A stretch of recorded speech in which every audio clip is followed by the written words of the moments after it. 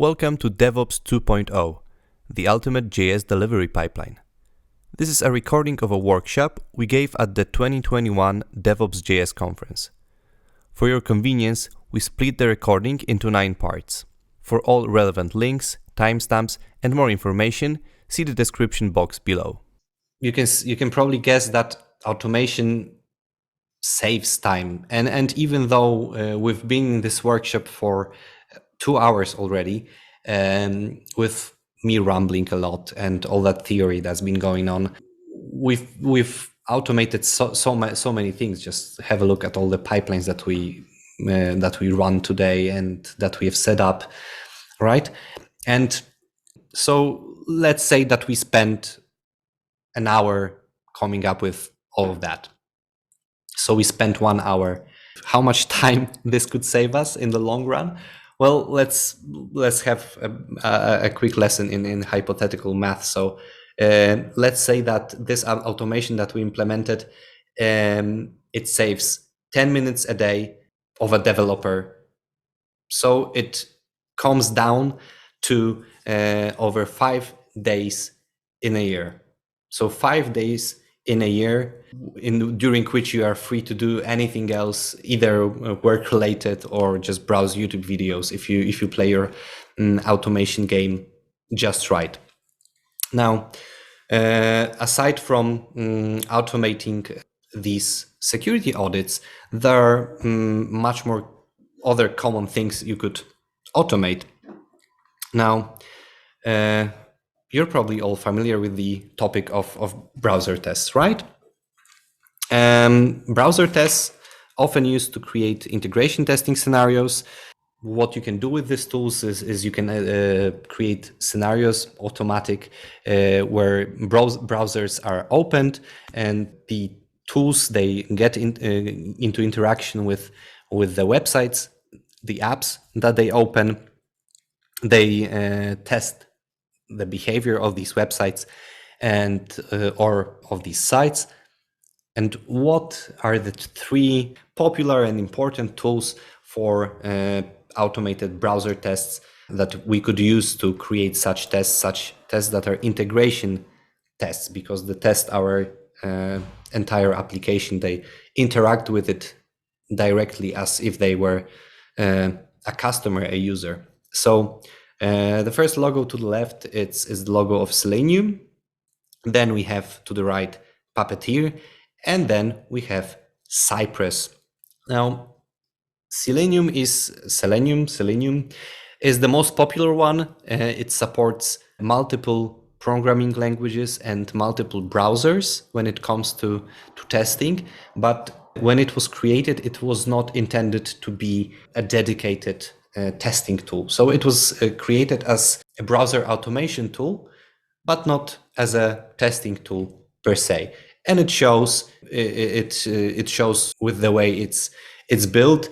But even though it hasn't been built created with that intent, it still works great as a testing tool, and hence its overwhelming popularity. Then we have Puppeteer, which is a Google created tool, and since it's Google created, it has this caveat that it works with JavaScript only and with Chrome only. Again, it wasn't really created as a dedicated testing tool, but still it works great for testing, but only if you are using Chrome. If you want to test on Chrome, if you want to test JavaScript. So there's that. Works for many people, not probably the perfect solution for cross-browser testing to cover the most use cases.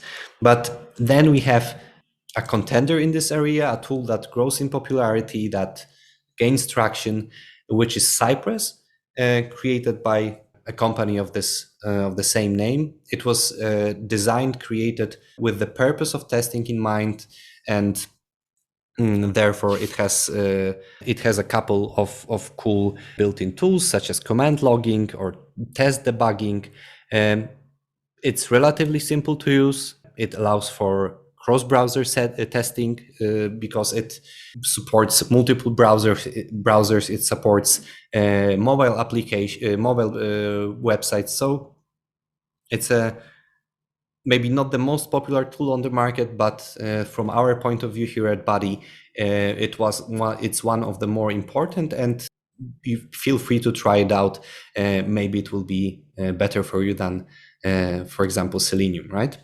Now, let's have a look at how we could create a pipeline that runs browser tests on our application. These browser tests, these integration tests. Well, what we should know about integration tests is that they tend to take some time to run. You can imagine that running a headless browser and then going through a defined scenario, clicking buttons, filling in forms, logging the results, etc. This is going to take some time. So it's not uncommon to have such tests relegated to some pipeline that doesn't run that often, or that runs only on a staging environment.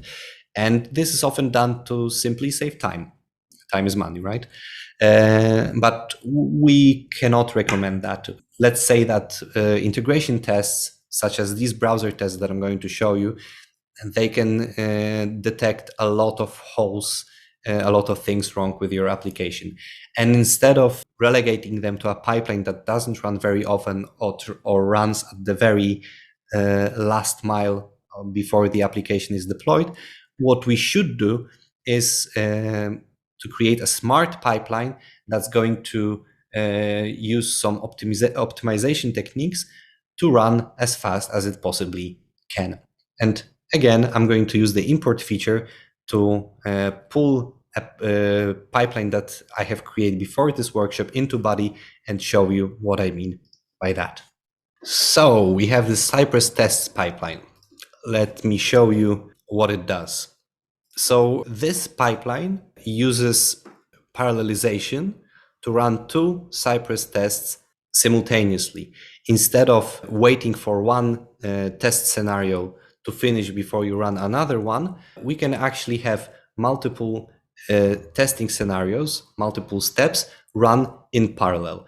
And as you can see from the name, we have a test add and test subtract that are running in parallel.